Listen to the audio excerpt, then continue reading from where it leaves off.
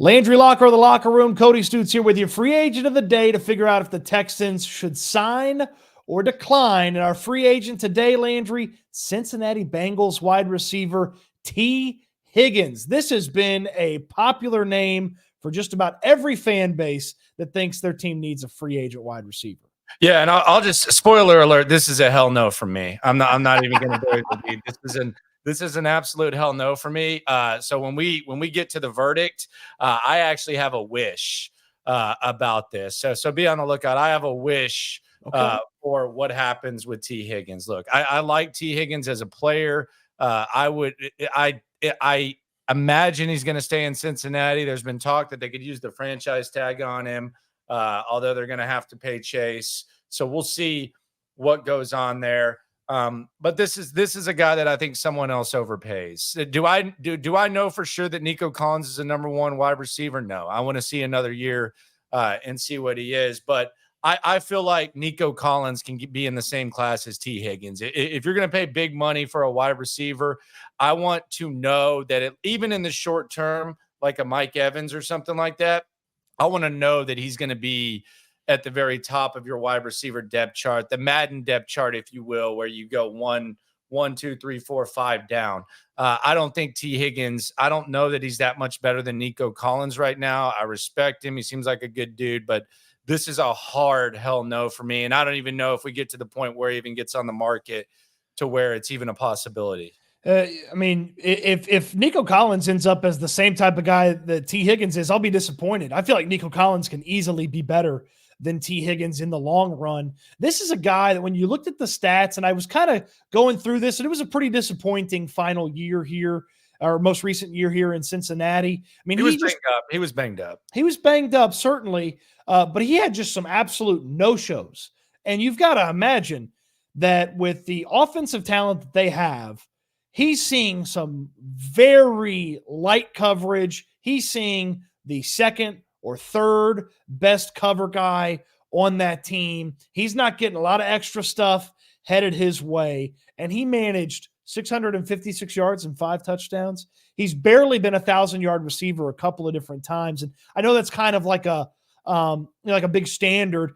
1,000 yards is only like 63 yards a game. And it's like, you're talking about paying a wide receiver like him a tremendous amount of money. You know, the spot rack projection is 4 years, about $75 million total for T. Higgins. I don't know that I don't have a big case to make. I mean, if I was T. Higgins' agent, I'd be pulling all sorts of stuff out of my behind trying to make it seem like my guy is a big time wide receiver that just hasn't gotten the targets or hasn't gotten the opportunities.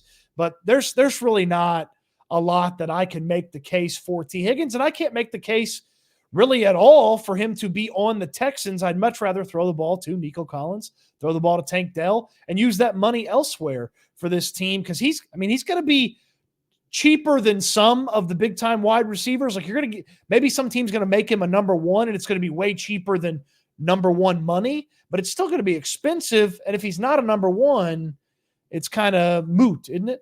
Yeah, I think it's kind of like Christian Kirk type situation where if you're making a case for he has unrealized potential, and last year he didn't have Joe Burrow. He played 12 games. He was banged up.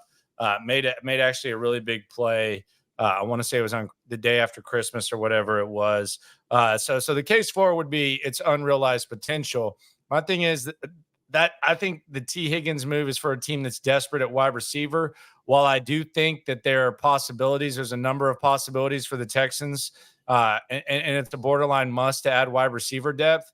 I don't think they're desperate enough to pay T. Higgins what he's earned and what someone is going to pay him. So I guess the case would just be unrealized potential, and didn't have Burrow last year, and this guy's kind of the limit. That would be the thing. I think they like him in Cincinnati, and there's other situations that might fit him better than the Texans. Sign or decline here with Landry Locker, the Locker Room. Follow him on YouTube. Follow me here on YouTube as well. That's the case for T. Higgins. We didn't make a great one, and this is the case against T. Higgins. One, he may not hit free agency. So if he's franchise tagged, I have zero interest in getting involved if I'm the Houston Texans. If he's going to cost money and draft compensation, zero interest there. And we could talk about unrealized potential all you want. I just feel like the guy opposite Jamar Chase should have been a little bit better than T. Higgins. He's a nice player.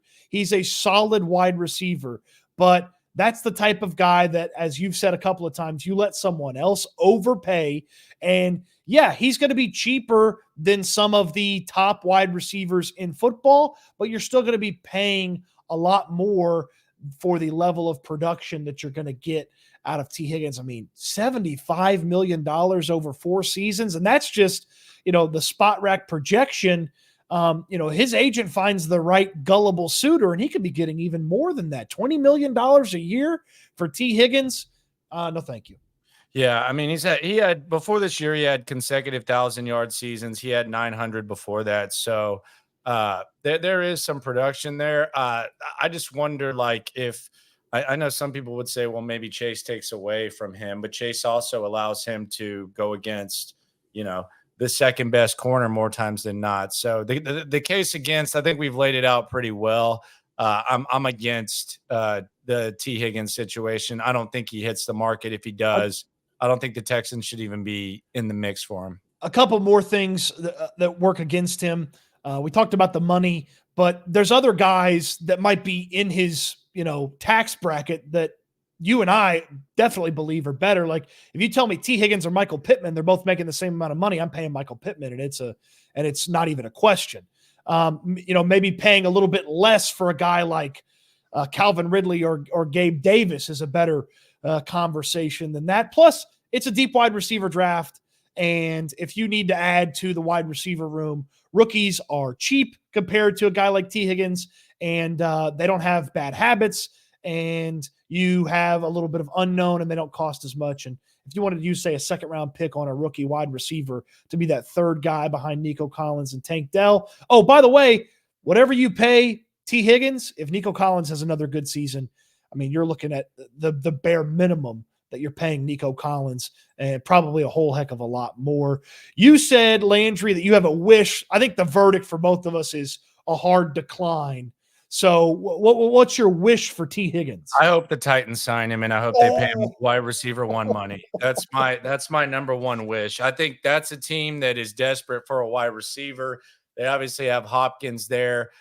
He's from his offensive coordinator is the coach there right now. He's from the state. He said he wants to go to Tennessee.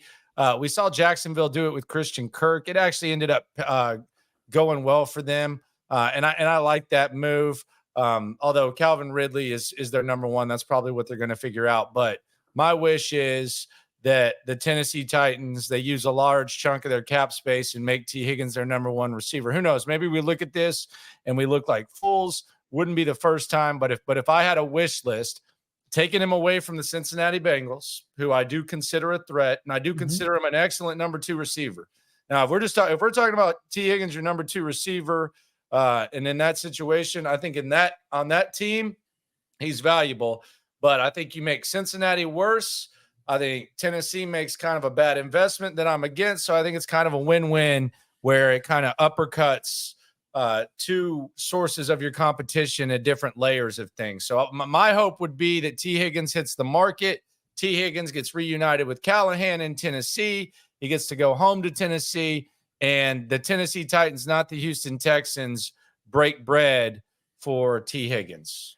That's a good one. I like that. Hurts a team that's maybe a lot of people consider in front of you in the AFC, and then keeps the ceiling low for one of the other teams there in the AFC South. We do these every day. We got free agents for you every day. Chris Jones, Mike Evans, and Derrick Henry already in the books. Plenty more to come, so don't go anywhere. Talk to you again soon, Landry. Yes, sir.